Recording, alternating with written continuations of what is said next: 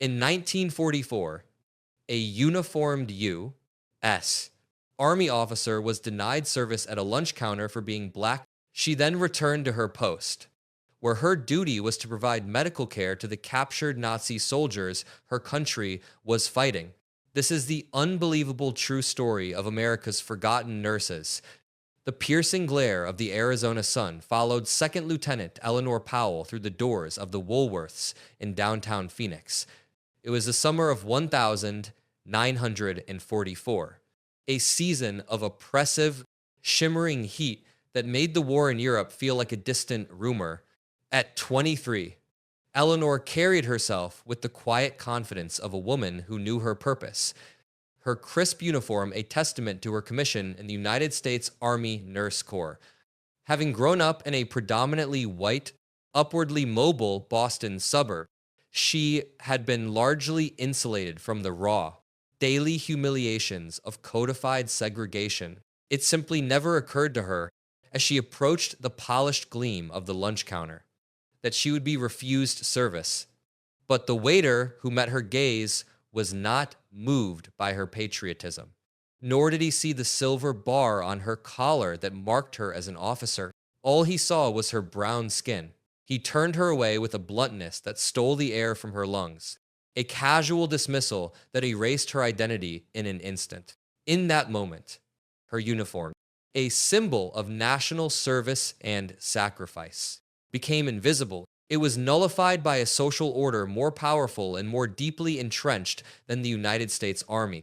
It likely never occurred to the waiter that the officer before him was the descendant of men who had fought for the Union in the Civil War, or that her own father had served in the trenches of the Great War just a generation prior, in a place where Jim Crow laws were the unassailable reality. The only thing that mattered was his perception of a black woman as someone who was not entitled to sit on equal footing with his white customers. Infuriated and humiliated, Eleanor left the store. The short walk back to the transport vehicle was a study in controlled anger, her posture rigid, her dignity a shield against the indignity she had just suffered. She returned not to a barracks of American soldiers, but to POW Camp Florence, a sprawling complex of barbed wire and wooden buildings baking in the relentless desert heat. Her official duty, the reason she had traveled across the country to this desolate corner of Arizona, was to look after German prisoners of war. These were men captured on the battlefields of Europe and North Africa, soldiers of Hitler's racist regime of white supremacy, now detained on American soil for the duration of the conflict. As the gates of the camp closed, behind her, the dust swirling in the dry air, the profound irony of her situation began to settle in her mind with crushing weight. She had been denied a simple seat at a lunch counter by a fellow American, only to return to a place where her professional duty, her sworn oath, was to provide care and comfort to the nation's sworn enemies.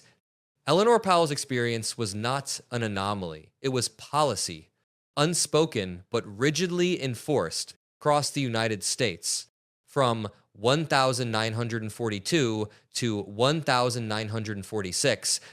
A vast and largely forgotten network of over 600 camps held 683 German prisoners of war. This immense logistical undertaking was governed by the rules of the Geneva Convention, which, while ensuring humane treatment, also permitted the detaining power to put prisoners to work. With millions of American men serving overseas, a critical labor shortage had developed on the home front. German POWs became a ubiquitous, if surreal, presence, working on farms, in canneries, and at logging camps, filling the void left by the very men they had been fighting. For the small, segregated contingent of the Army Nurse Corps to which Eleanor belonged, the assignment to these camps was deeply unwelcome.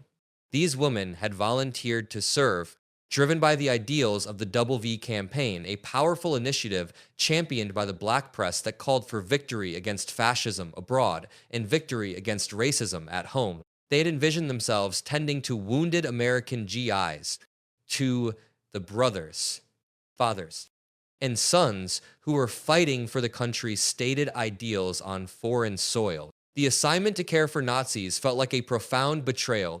It was a clear and unmistakable message from the War Department that even in a time of national crisis, the color of a nurse's skin was more significant than the needs of a wounded American soldier. The uniform, which should have been a symbol of unity and purpose, instead became a marker of segregation. It designated them as fit only to care for the enemy or for the similarly segregated black soldiers, who were themselves largely relegated to menial labor and service duties. Their professional skills, honed through rigorous training, were to be expended on men who championed an ideology of Aryan supremacy, while white American soldiers lay in hospital wards under the exclusive care of white nurses. The injustice was not subtle, it was the deliberate architecture of a segregated military, a system that valued racial purity over the well-being of its own troops. This reality cast a long, oppressive shadow over the nurses' service, a constant, bitter reminder that they were serving a country that refused to fully see them as citizens, even as they wore its uniform. The struggle of black nurses to serve their country was not born in the crisis of the Second World War. It was a long and bitter legacy, deeply woven into the fabric of American institutional life. More than 2 decades earlier, when the United States declared war on Germany in 1917, hundreds of patriotic black nurses had attempted to enroll with the American Red Cross, which was then the sole procurement agency for the Army Nurse Corps. Their applications were uniformly rejected.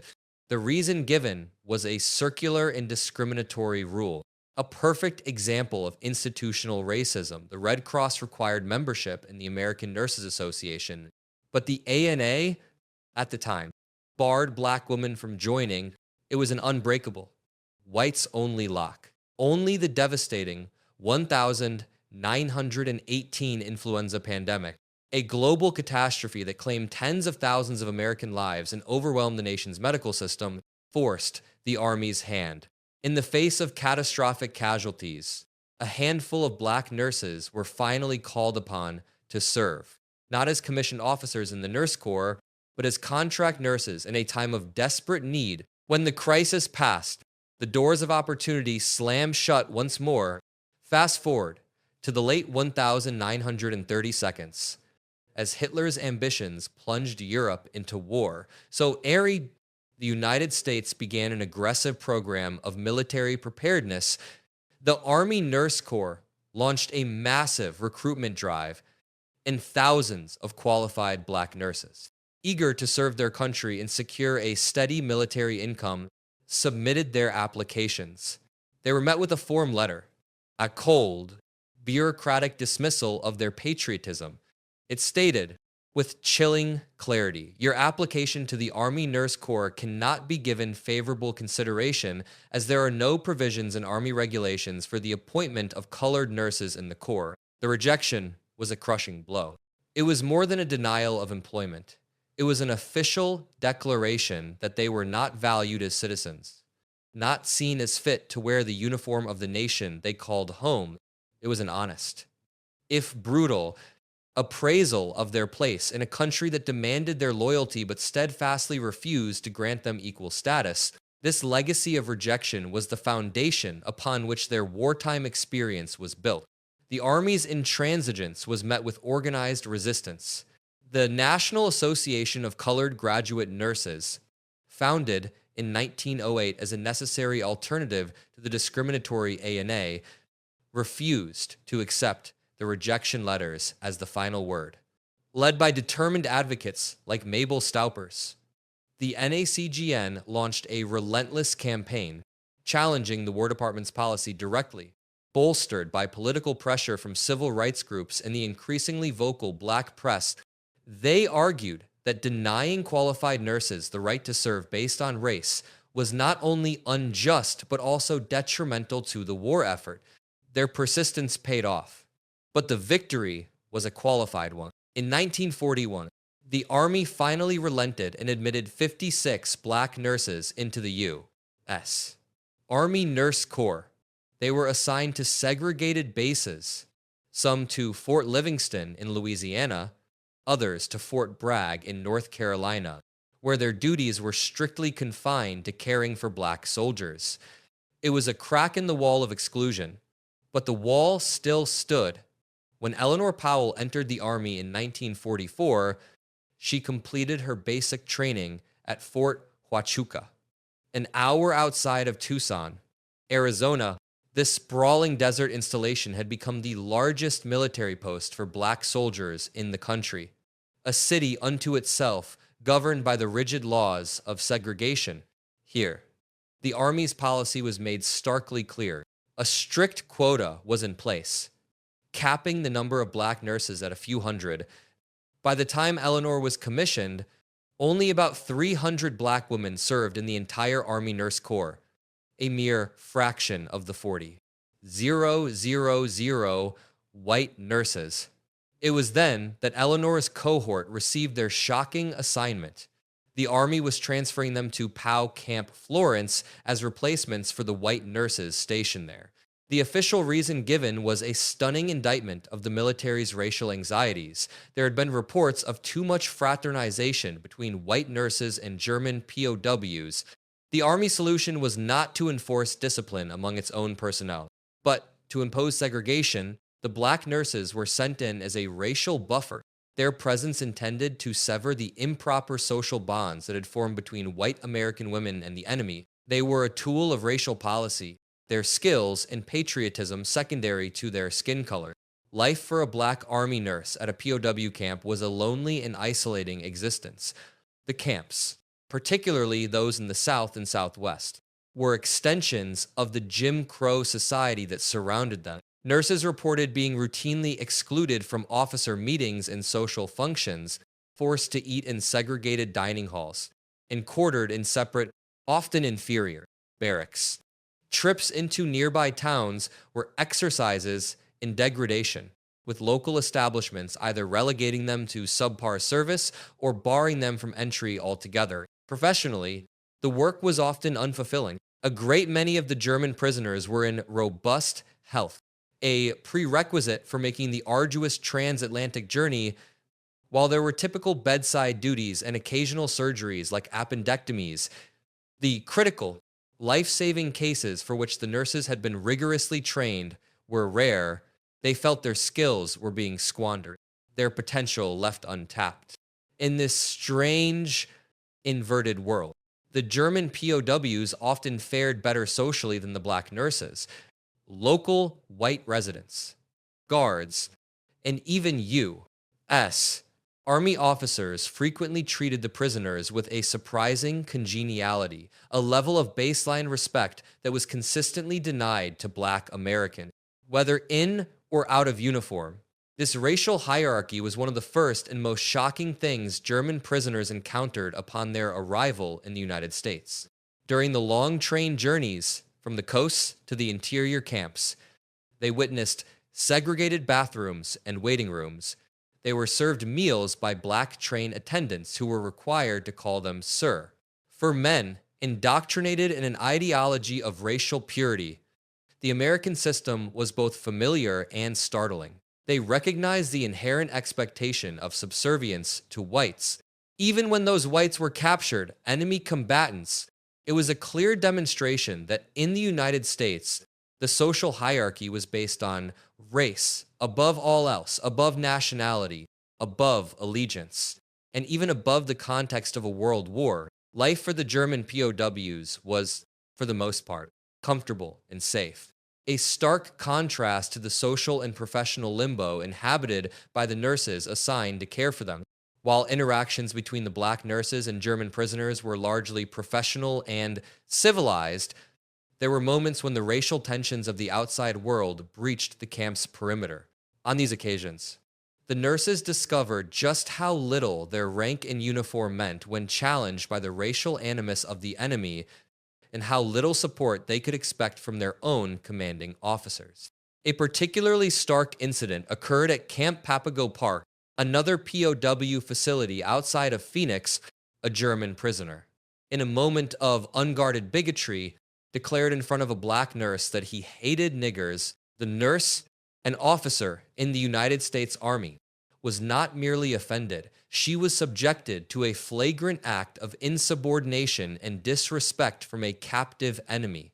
She promptly reported the incident to the camp's white commanding officer, expecting a swift and decisive reprimand in accordance with military protocol. Days passed with no action. The nurse later discovered that the commanding officer did not believe any punishment was necessary. The prisoner's slur was dismissed, and her authority as an officer was completely undermined by her own superior. In a letter to the National Association of Colored Graduate Nurses, she poured out her frustration and bitterness. Her words, a testament to the profound psychological toll of their service. That is the worst insult an Army officer should ever have to take. She wrote, I think it is insult enough to be here taking care of them when we volunteered to come into the Army to nurse military personnel. All of this is making us very bitter. Her letter captured the essence of their collective humiliation. They were trapped in a surreal predicament tasked with upholding the health and dignity of men who despise them, while being denied the basic dignity and respect of their rank by the very institution they had sworn to serve. Her uniform offered no protection, it only highlighted the depth of the betrayal. As the war entered its final, brutal year, the number of wounded American soldiers returning from the European and Pacific theaters rose exponentially. Hospitals across the country were overwhelmed, and the War Department faced an urgent, critical shortage of nurses. Yet, even as this crisis mounted, the hundreds of underutilized black nurses were kept at their posts in POW camps and segregated bases, prohibited from caring for the white GIs who desperately needed them. The hypocrisy reached its zenith on the 6th of January. In his State of the Union address, President Franklin D. Roosevelt made the alarming announcement that he would seek legislation to establish a national nursing draft. Radio bulletins amplified the message unless 18,000 additional nurses volunteered immediately, the government would begin conscription. At that very moment, the Army Nurse Corps had on file over 9,000 applications from qualified black nurses hoping to enlist, but in the perverse logic of a segregated military, these women did not count. Their applications languished, their patriotism ignored, while the President of the United States prepared to force American women into service. The announcement sent a shockwave through the black community. The NACGN, civil rights organizations, and the black press erupted in outrage. From his pulpit in Harlem, Congressman Adam Clayton Powell, Jr., delivered a thundering denunciation that echoed across the nation.